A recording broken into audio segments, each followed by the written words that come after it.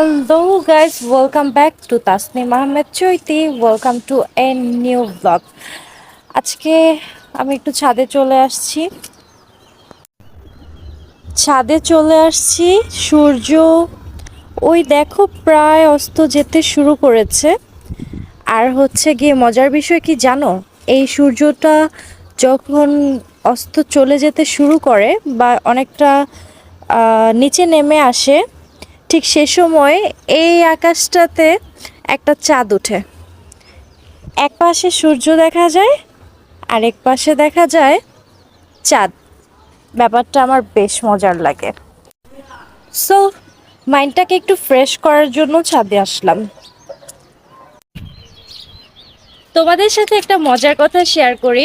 আমার ফোনের ক্যামেরাটা না হচ্ছে গিয়ে সাইডে, মানে মানুষের ফোনের ক্যামেরা তো মাঝখানে হয়, আর আমার ফোনের ক্যামেরাটা হচ্ছে গিয়ে সাইডে। দ্যাটস ওয়াই আমি যদি ক্যামেরার দিকে না তাকিয়ে কথা বলে, আমি যদি আমার নিজের দিকে তাকিয়ে কথা বলতে যাই, সেই ক্ষেত্রে কেমন দেখাবে আমাকে জানো? এই যে এমন দেখাবে, মনে হচ্ছে যে আমি ওই সাইডে তাকিয়ে কথা বলছি, কিন্তু আমি আসলে আমার নিজের দিকে তাকিয়ে কথা বলছিলাম। কেন যে ক্যামেরাটা এরকম আমি বুঝি না। অনেক দূরে পাখি উড়ে বেড়াচ্ছে, তারপর হচ্ছে গিয়ে ফুল, গাছপালা, বিকেলের আকাশ, সব কিছু মিলিয়ে বিকেলটা বেশ সুন্দর একটা সময়। কিন্তু বাসায় কাজ টাজ করে এত বিজি থাকি বা এত টায়ার্ড হয়ে যাই, এই সৌন্দর্যগুলো উপভোগ করার জন্য পরবর্তীতে আর আসার সময় পাই না। দেখো গাছগুলো খুব সুন্দর লাগছে না? এখানে অনেক সুন্দর সুন্দর ঘাস ফুল হয়ে আছে। এই ফুলগুলো আমার খুব ভালো লাগে, এই ফুলগুলো আমার খুব ভালো লাগে। আর হচ্ছে কি, এই ফুলগুলো দেখো কত আশ্চর্য, ফুলগুলো কত সুন্দর কিন্তু গাছটার মধ্যে কাটা। এত সুন্দর ফুলের গাছে যদি এরকম ভয়ঙ্কর কাটা থাকে, বুঝতে পারছো সব সৌন্দর্যের মাঝেই কিন্তু কোনো না কোনো খুঁত থাকে। আর হচ্ছে গিয়ে এখন তেমন কোনো গাছ নেই। এই গাছটা হচ্ছে, এটা কি গাছ আমি জানি না, সম্ভবত মিষ্টি আলু গাছ হতে পারে। এই গাছটা মরে গিয়েছে পানির অভাবে, নতুন করে আবার পাতা হচ্ছে, লতা পাতা। আর হচ্ছে এটা কিছুই নেই, এটা আছে শুধুমাত্র ঘাস আর হচ্ছে গিয়ে ঘাস ফুল। খুব সুন্দর না? আর হচ্ছে গিয়ে এই তো এগুলাই আছে। আসলে শীতকালটা এমন একটা সময়, গাছে একবেলা পানি না দিলেই গাছগুলো মরে শুকিয়ে একদম ভূত হয়ে যায়। এখন গাছগুলো অনেকটা ভূতের মতো হয়ে আছে।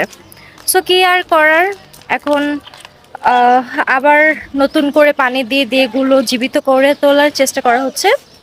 আর যদি মরেই যায় সেক্ষেত্রে নতুন নতুন বীজ রোপণ করা হবে, এরপর নতুন চারা গাছ হবে। তো সে পর্যন্ত ওয়েট করতে হবে। আর হচ্ছে ওই দেখো আমার পেছনে আকাশ।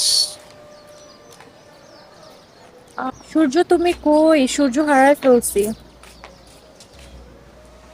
আমি আসলে এভাবে ক্যামেরা ধরে ভিডিও করার অভ্যাস আমার নাই। সো কথা বলতে আমার খুবই আনইজি হচ্ছে, যে আমি চোখ কোন দিকে তাকিয়ে কথা বলবো বুঝতে পারতেছি না। তোমরা একটু বুঝে নিও। সো পরন্ত বিকালটাকে খুব ভালোভাবে ছাদে উপভোগ করলাম, আর এরই মাঝে কিছু ক্লিপস নিয়ে নিলাম। এখান থেকে আমি সুন্দর সুন্দর বেশ কিছু ভিডিও বানাবো, আর সেই ভিডিওগুলো টিকটক, তারপর হচ্ছে আমার ইনস্টাগ্রামে যাবে। ছাদে যে বেশ ঠান্ডা লাগছিল বিষয়টা তা না, বাট বোঝাই যাচ্ছে যে শীত চলে যাওয়ার আভাস। শীত চলে যাওয়ার আগে হালকা একটা শীত পড়ে, জাস্ট ওরকম একটা ওয়েদার ছিল।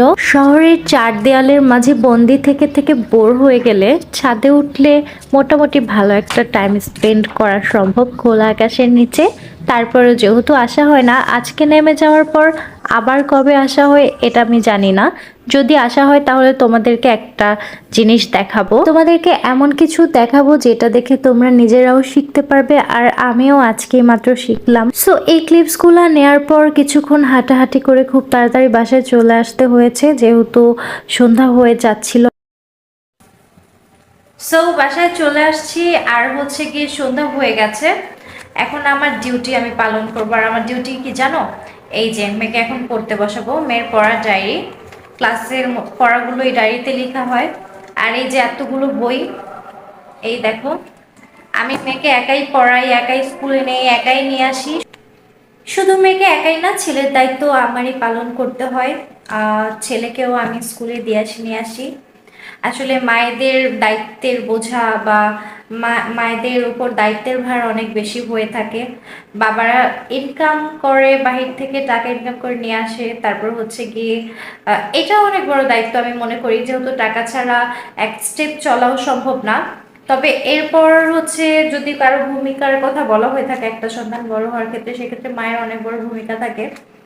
কারণ বাচ্চাদের পড়ানো, বাচ্চাদের স্কুল মেনটেন করার যে বিষয়টা, এটা ম্যাক্সিমাম ক্ষেত্রে মায়েরাই পালন করে থাকে এই দায়িত্বগুলো। তারপর বাচ্চাদের টেক কেয়ার করা, বাচ্চাদের নিয়ে সারাদিন বাসায় থাকা, ওদের সারাদিন হচ্ছে কি কন্ট্রোল করতে করতে আমাদের মেন্টাল হেলথের অবস্থা যে কি হয়, এইটা বোঝার ক্ষমতা আসলে একটা মা ছাড়া, বা এখন আমাদের এই যে যারা আর কি মা হয়ে গেছে, যাদের ছোট বাচ্চা আছে, তারা ছাড়া আর কেউ এটা ফিল করতে পারবে না এই পেনগুলা। তারপর এর মধ্যে অনেক ভালো লাগা কাজ করে, কারণ মা হওয়া এটা হচ্ছে পৃথিবীর সবচাইতে মধুর অনুভূতি। এরপর অনেক দায় দায়িত্ব ঘাড়ে অটোমেটিক্যালি চলে আসে। কিন্তু সব কিছুর ঊর্ধ্বেও বাচ্চারা যখন মা বলে ডাকে, বা মায়ের চোখের পানি মুছে দেয়, মায়ের কষ্টের সময়গুলোতে বাচ্চাগুলোই পাশে থাকে যখন, তখন মনে হয় যে এত কষ্ট করার পরেও হয়তো কোনো দিক থেকে জীবনে সার্থকতা আছে। দ্যাটস ওয়াই মা হতে পেরেছি। সো এই যে আমার মেয়ের বই খাতা আর হচ্ছে গিয়ে বিজ্ঞান বইটা কই, আমি বরাবরই বিজ্ঞান পড়াতে খুব বেশি পছন্দ করি।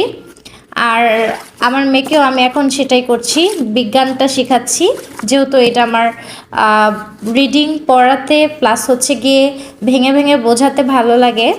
সো এটার দিকে আমি একটু নজর দিচ্ছি। তবে আমার ভালো লাগার উপর ডিপেন্ড করলে তো হয় না, ওদের সিলেবাসে যা যাচ্ছে সবই কমপ্লিট করতে হবে। আসলে আমার জন্য একটু তো চাপ হয়ে যায়, যেহেতু আমার ছোট বেবিটা একটু ডিস্টার্ব করে পড়ানোর সময়।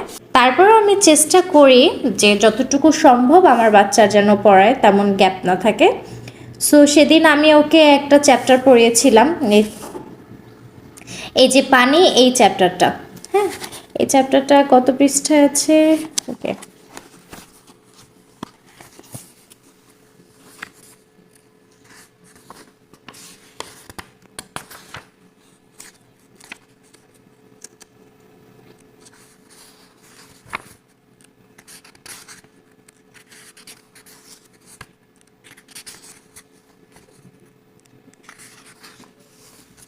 সো এই যে পানি, পানি চ্যাপ্টারটা স্টার্ট হয়েছে, তোমরা দেখো যে ৮০ পৃষ্ঠা থেকে স্টার্ট হয়েছে।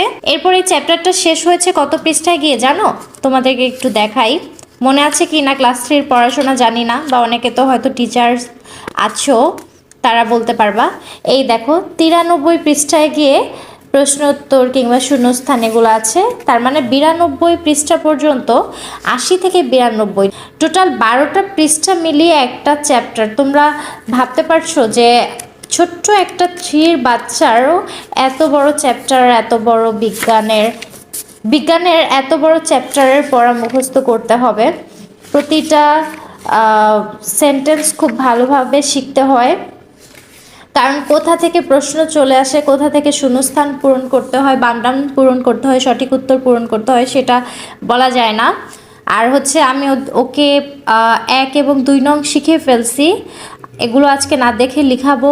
আর এরপর বাকি অনেক কিছু আছে। আমি আসলে চাচ্ছি যে আমি ওকে যেই চ্যাপ্টারটাই শিখাই না কেন, একদম একদম মানে ঠোঁটস্থ করে ফেলবো। আমাদের টিচাররা বলতো ঠোঁটস্থ মানে যেই পড়াটা মুখস্থ করতে করতে এমন একটা পর্যায়ে চলে যায় যে সেটা জিজ্ঞাসা করা মাত্রই ঠোঁটে সে পড়ার আনসারগুলো চলে আসে, বিষয়টা হচ্ছে এরকম আর কি। তো আমি চাচ্ছি যে যেই চ্যাপ্টারগুলো পড়াবো সেগুলো ঠোঁটস্থ করে ফেলবো, এরকম করে একটা একটা করে প্রতিটা চ্যাপ্টার আমি ওকে শিখিয়ে ফেলবো। কারণ মোটামুটি পড়ায় ভালো একটা গ্যাপ চলে আসছে, 2 বছর পড়া গ্যাপ ছিল, তো এখন থেকে আমি একটু সিনসিয়ারলি স্টার্ট করার ট্রাই করতেছি।